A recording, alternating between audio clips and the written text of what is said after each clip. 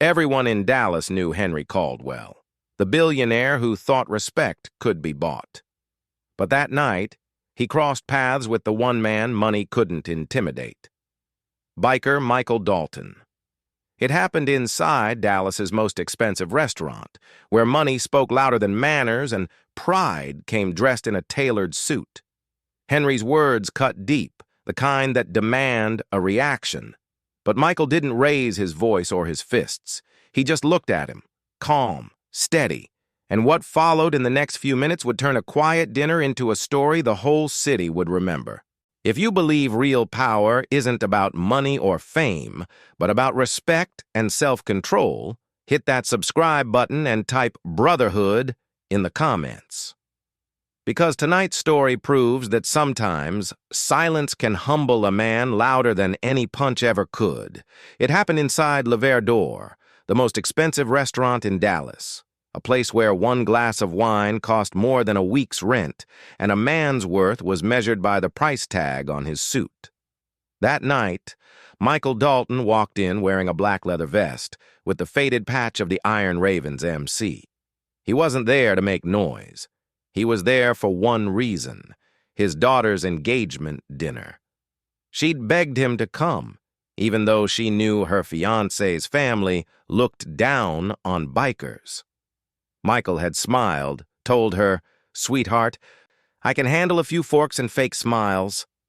But from the moment he stepped in, the room changed. Forks paused mid-air, waiters froze, and behind the nearest table, a man turned. Henry Caldwell, billionaire real estate developer, the kind of man who believed his money could bend gravity. He glanced at the cuts on Michael's vest and smirked. "I didn't know they let mechanics eat here." Michael kept walking. "We've got a reservation. Dalton, party of 6. The hostess blinked, unsure whether to seat him or call security. Before she could decide, Henry stood up from his table. "No need," he said loudly. "We don't serve grease under crystal chandeliers." People laughed. Michael didn't. He just looked at his daughter, smiled softly, and took a seat. Minutes passed. Henry wasn't done. He motioned to his waiter. "Send those bikers some paper napkins. Can't have oil stains on the linen." More laughter. Michael's crew shifted uneasily, but he raised a hand, calm, deliberate. "Let it go," he murmured. That composure made Henry push harder. He stood again, stepping closer, the smell of expensive cologne following him. "Tell me, Dalton," he said, "do you polish those bikes for a living or just scare people for fun?" Michael looked up, eyes steady. "I served 3 tours overseas. I fix things for veterans now, bikes, prosthetics, sometimes their lives." The table went quiet for a moment. Even Henry's smirk faltered, but only for a heartbeat. Then it came back sharper. "So, you're a charity case. That explains the jacket." Michael didn't reply. He didn't need to. His silence said enough. But silence is something men like Henry can't stand. He leaned closer, voice dripping with arrogance. "You think being polite makes you equal? Look around, Dalton. This is my world." He picked up his coffee cup, hot steam rising from the surface, and before anyone could move, he threw it straight into Michael's face. The sound of the cup hitting the floor echoed through the room. Gasps, a few screams. Michael didn't move. Coffee dripped down his beard, soaking his vest. His brothers half stood, ready to strike, but he lifted a single hand. Across the room, Henry smirked. "Better smell already," he said. That was the moment something behind Michael's eyes changed.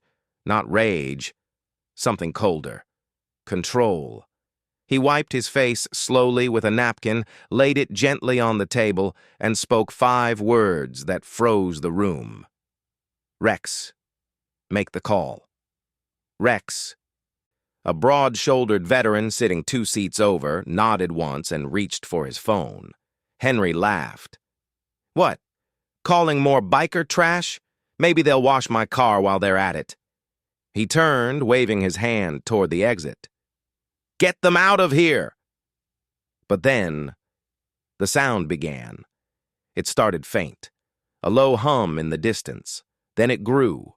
The crystal glasses on every table began to tremble. The chandeliers rattled. The ground itself seemed to pulse. Outside, lights flashed across the windows. Headlights, dozens of them. The sound became a roar. 100 engines, 150, maybe more, rolling in like thunder. People rushed to the windows. Waiters gasped. Henry froze mid-sentence. Outside, the street was filled. Bikes lined shoulder to shoulder, engines revving in perfect rhythm. Not one of them moved. Not one of them spoke. They just sat there, forming a wall of steel and unity in the cold Dallas night. Henry forced a laugh that didn't sound real. "What is this? Some kind of joke?" Michael stood slowly. The room felt smaller as he did. "This," he said quietly, "is what Brotherhood looks like." Henry's voice cracked. "You think this scares me?" Michael tilted his head. "No. I think truth scares you more." The billionaire's smirk returned, shaky now.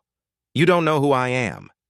"Oh, I know exactly who you are," Michael said, pulling out his phone. "And so does everyone else." The screen glowed.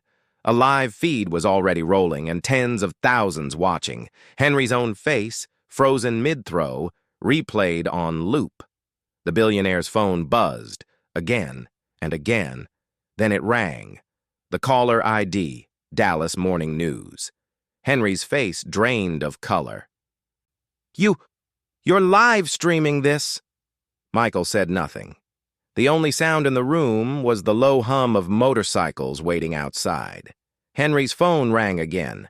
His wife, then his business partner, then a number labeled Board of Directors. No one in the restaurant spoke.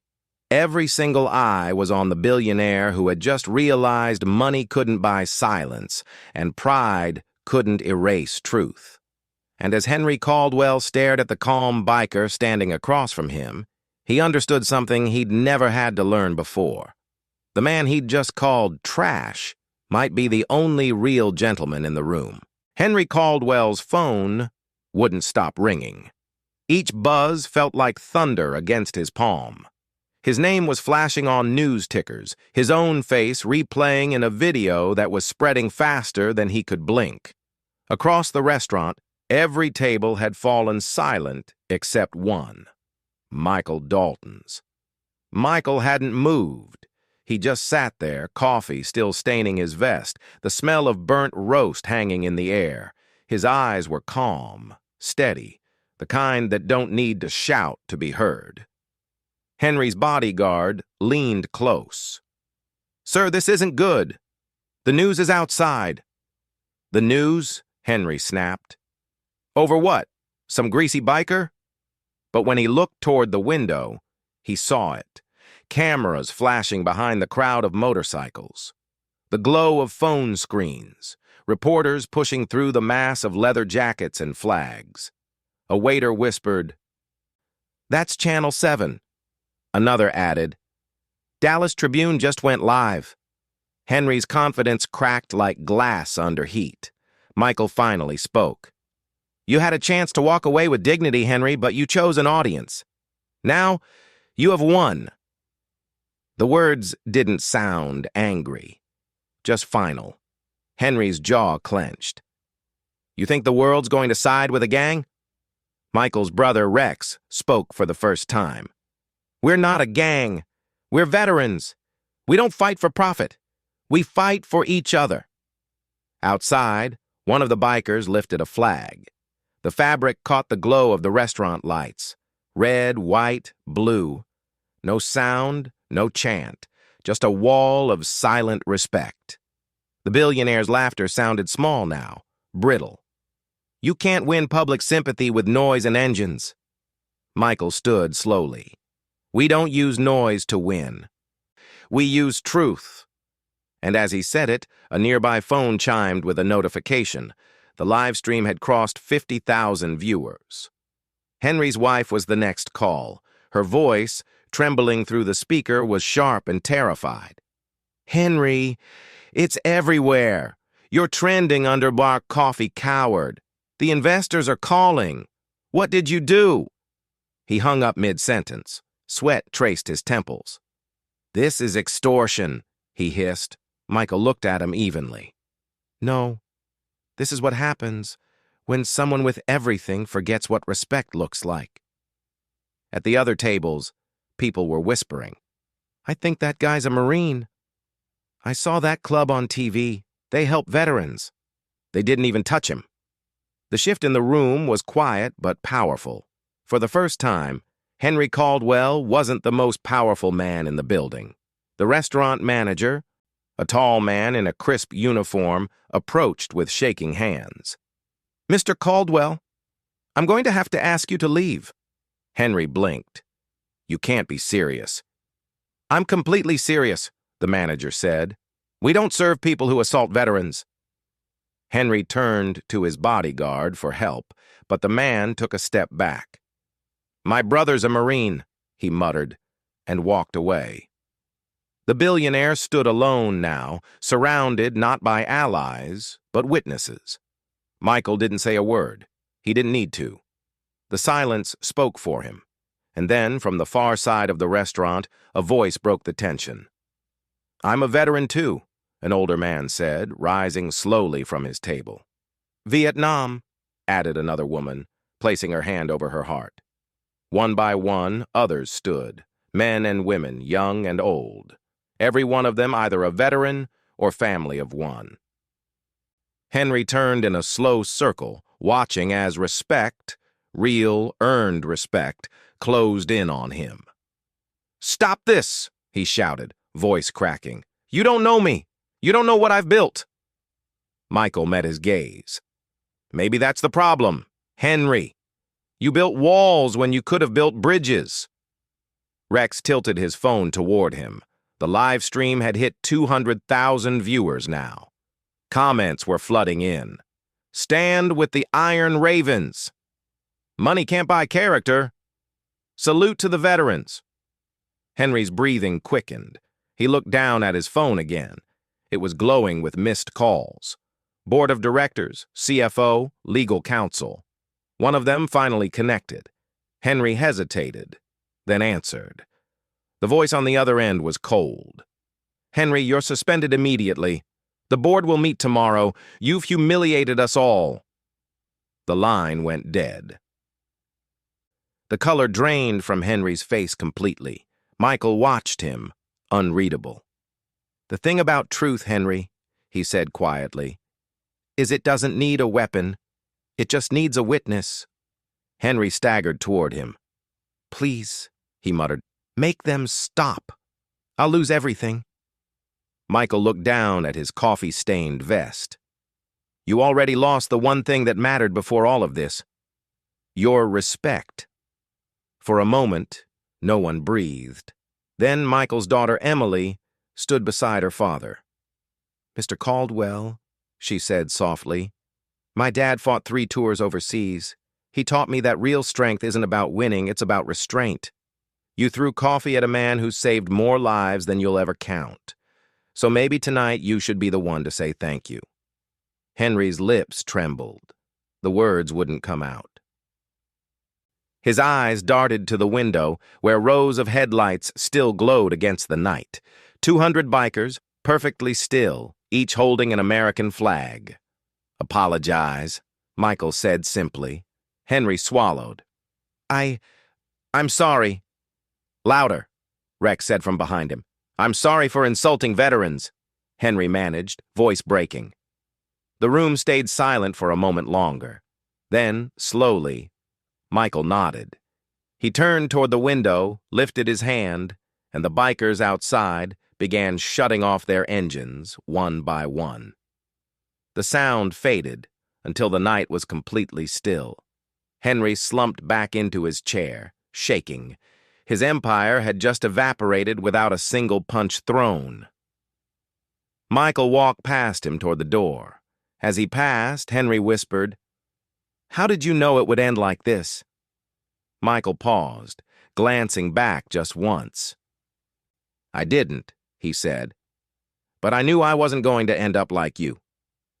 Outside, the cool night air met him like peace itself.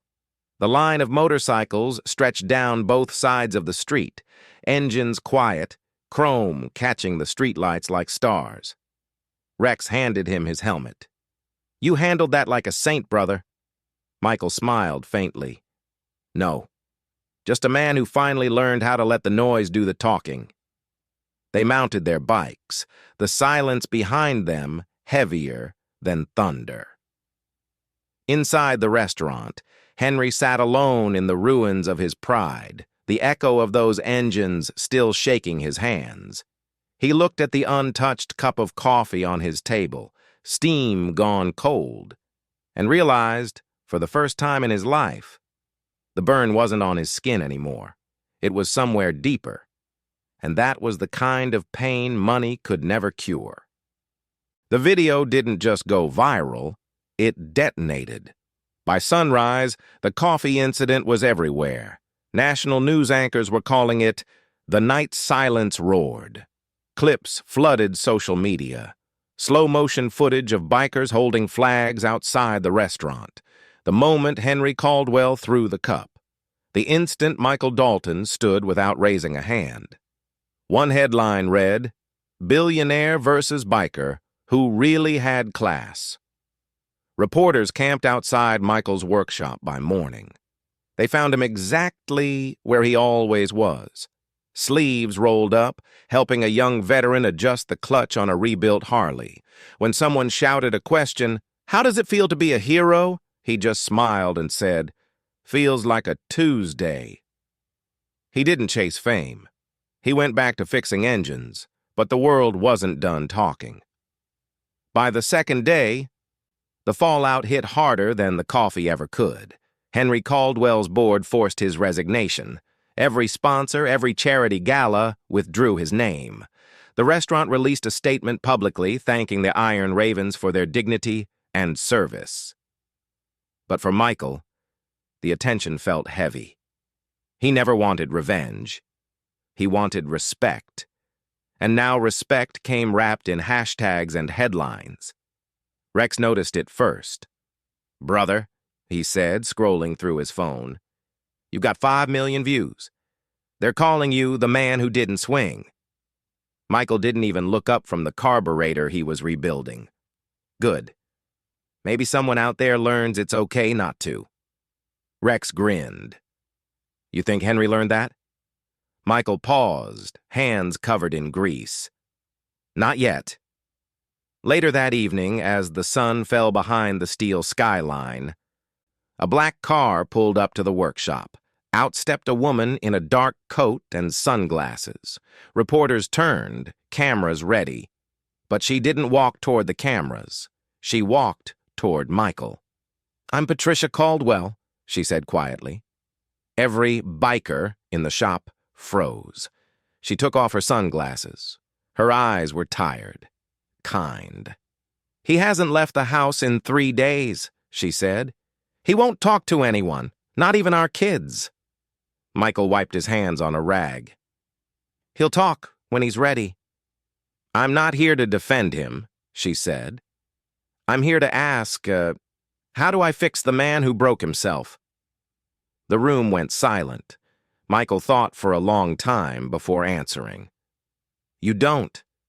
You just help him see what he destroyed still has people willing to forgive him." Patricia's eyes welled up. "Would you ever forgive him?" Michael looked at the old vest hanging by his bench, the one still stained from that night. "Forgiveness," he said slowly, "isn't for him. It's for me. It means I'm not carrying his mistake anymore." Patricia nodded, whispered a soft "thank you," and left. The engines in the shop started one by one, not in aggression, but as if to fill the silence she left behind. Weeks passed. The noise online began to fade, but the message didn't. Donations poured into veteran shelters and biker outreach programs across Texas. Michael's workshop, Iron Haven, doubled in volunteers. Every patch, every ride, every cup of coffee now carried a quiet reminder: control is stronger than chaos. Then one evening, as the crew was closing up, Rex found an envelope tucked under the workshop door. No name on the front, just a faint embossed seal. Michael opened it carefully. Inside was a single handwritten letter. Michael, I don't expect forgiveness. I only hope to earn the right to face you again one day. You taught me more in 10 minutes than success ever did in 30 years. If you ever find yourself in Oklahoma, there's a coffee shop off Route 61. The sign says, "Second Chances." The first cup's on me. Henry Michael read it twice, then folded it once, quietly, and placed it inside the frame beside his vest. He didn't smile. Not exactly. But the hard lines on his face softened, like a man who'd finally exhaled after holding his breath too long. A month later, the Iron Ravens gathered for their annual ride, a memorial for fallen veterans. Hundreds showed up this time, far beyond their usual crowd. Cameras weren't invited, but they came anyway. Reporters tried to ask questions. No one answered. The engines did the talking. Before the ride began, Emily stepped forward, holding a small box. "Dad," she said, "Mom wanted you to have this." Inside was a polished coffee cup, engraved with the words, "Respect isn't given, it's proven." Michael laughed softly. "Guess I can't escape that cup?" Rex smirked. "Good thing it looks better in silver than on your vest." They rode out just before sunset. The sound of 200 bikes merged into one long heartbeat, a living pulse across the open Texas road. Cars pulled aside, pedestrians stopped to watch, and somewhere behind them in a quiet cafe miles away, Henry Caldwell watched the same ride on a live stream. He wasn't in a suit anymore. No cameras, no champagne, just a simple cup of black coffee cooling beside him. When the first bike passed on screen, the one with the Iron Ravens emblem, Henry whispered to no one, "That's him." He reached for his phone, typed a short message, then deleted it. Instead, he just sat there, watching, eyes glistening in the flicker of passing headlights. Back in Dallas, as the last engines rumbled to silence, Michael parked his bike and looked out at the horizon. Emily walked beside him. "Do you ever think about that night?" she asked. "Every time I hear someone rev an engine," he said, "but not with anger, with pride." "What changed?" Michael smiled faintly. "Back then, people thought we rode to look tough. Now they know we ride to remember why we still can." The night air carried the faint echo of engines long after they stopped. And for the first time since that restaurant, Michael Dalton felt something deeper than victory: peace. Somewhere far off, the world kept spinning, headlines moved on, and silence reclaimed the story. But among the Brotherhood that lived by honor, one line stayed alive like a vow whispered between engines and stars. He threw coffee. The biker threw truth. And the truth never cooled down. A full year passed before Michael Dalton ever saw Henry Caldwell again. The world had moved on. The viral storm had faded into internet history, but the night at Lever d'Or still lived quietly in the corners of people's memory, a moment when a man's silence had spoken louder than a billionaire's pride. For Michael, life had returned to something close to normal. The Iron Haven workshop was busier than ever. Veterans from all over the state stopped by, not just for repairs, but for the peace the place carried. They called it the Quiet Garage. Emily had married, started a family. She often joked that her father's story had become a legend told over campfires and chrome. But some legends don't end. They wait. It was a gray Sunday morning when Rex walked in holding a folded newspaper. "You might want to see this," he said. Across the front page was a photo of a man few people recognized anymore. Henry Caldwell, thinner, older, dressed in plain clothes, standing beside a construction site in Oklahoma. The headline read, "Former billionaire rebuilds veteran shelter he once tried to close." Michael stared at the picture for a long moment, then let out a slow breath. He found something to build after all. Rex nodded. "Looks like the man finally figured out which side of the hammer matters." Michael smiled faintly. Maybe he just stopped building for himself. For days, that article lingered in Michael's mind, not because it praised Henry, but because of the address listed at the bottom: Second Chances, Cafe, Route 61. The same name that had been written at the end of Henry's letter. By the weekend, Michael decided. He packed his saddlebags lightly, just tools, a jacket, and that coffee-stained vest he'd kept all year. When Rex asked where he was headed, Michael just said, "To return something that never belonged to me." The ride north was long and quiet. The wind carried the smell of rain and oil, the kind that reminded him of every deployment, every night on foreign roads where silence meant survival. He rode alone this time. No formation, no roar of Brotherhood behind him. Just the hum of one engine and the memory of 1,000 that had stood for him that night. By the time he reached Route 61, the sky had turned copper with sunset. The cafe was small, barely more than a converted gas station. But it was alive. Out front, volunteers in matching shirts unloaded crates of supplies. The sign above the door read, "Second Chances, Coffee, Shelter, Respect." Michael parked across the road, engine idling. A man came out carrying 2 steaming cups, one in each hand. The world had carved new lines into his face, but the eyes were unmistakable. Henry Caldwell. He didn't wear a suit anymore. No watch, no gold ring. Just jeans, work boots, and a quiet posture that spoke more than wealth ever could. When their eyes met, Henry froze. Then slowly, he crossed the street. "Didn't think you'd actually come," he said. Michael took off his helmet. "You asked for a chance to say it face to face." Henry held out one of the cups. "Black, no sugar. I figured that's how you take it." Michael accepted it, the steam curling up between them like the ghost of an old memory.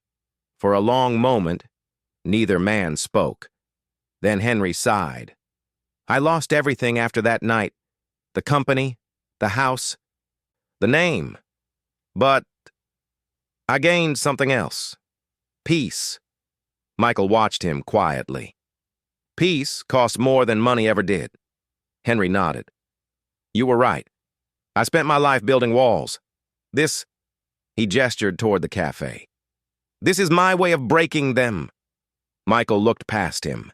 Inside the cafe, veterans laughed, shared stories, and served coffee to anyone who walked in. A mural on the wall read, "Respect, Brotherhood, Restraint." Henry followed his gaze. "I used the last of what I had to buy this place. Thought it was time I learned to pour coffee instead of throw it."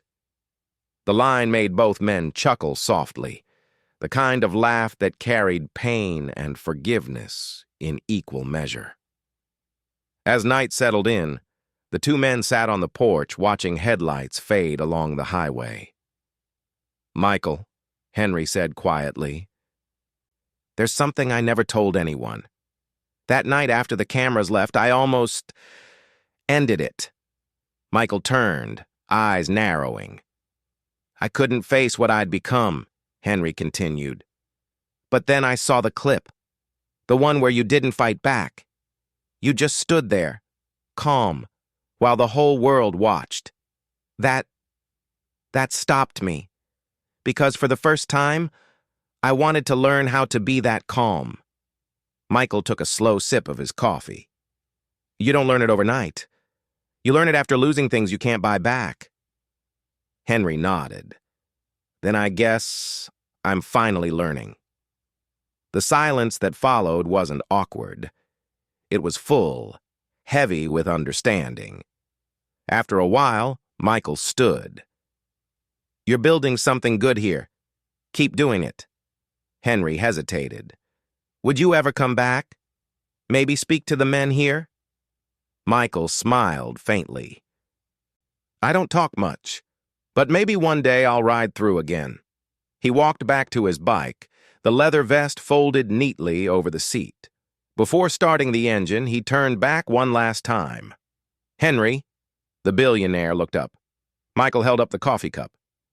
This one, he said. I'll actually finish. Then he placed it gently on the cafe railing, swung his leg over the bike, and kicked the ignition. The engine rumbled to life, deep and steady. Henry stood there, hand over his heart as the sound faded down the highway. Inside the cafe, a few veterans who'd recognized Michael clapped quietly, though he never saw it. That was the last time anyone saw the two men together. Months later, a framed photo appeared on the cafe wall. It showed Henry and Michael standing side by side, both holding coffee cups. The words, "Second Chances," glowing faintly behind them. Beneath the frame, someone had written, "Real power isn't in money or muscle. It's in mercy." Every year on that same date, the Iron Ravens ride to the cafe and park outside for 10 silent minutes. No engines, no speeches, just flags, wind, and the echo of restraint that once changed a man's life. Emily brings her children now. She tells them, "Your grandfather taught the world something that night. That a real warrior doesn't need to prove his strength. He just needs to know when to stop fighting." And somewhere, on a quiet road lined with chrome and memory, Michael Dalton rides with the same steady heart he's always had. No headlines, no spotlight, just the peace that follows a man who chose truth over fury. If you've made it this far, maybe that story meant something to you. If it did, don't just scroll away. Hit that subscribe button, not for me, but for every man or woman who's ever had to stay calm when the world expected them to explode. Your support keeps these stories alive, the ones about honor, brotherhood, and second chances. And when you're done, watch the next story on your screen right now. Because sometimes the next ride begins where the last one ends.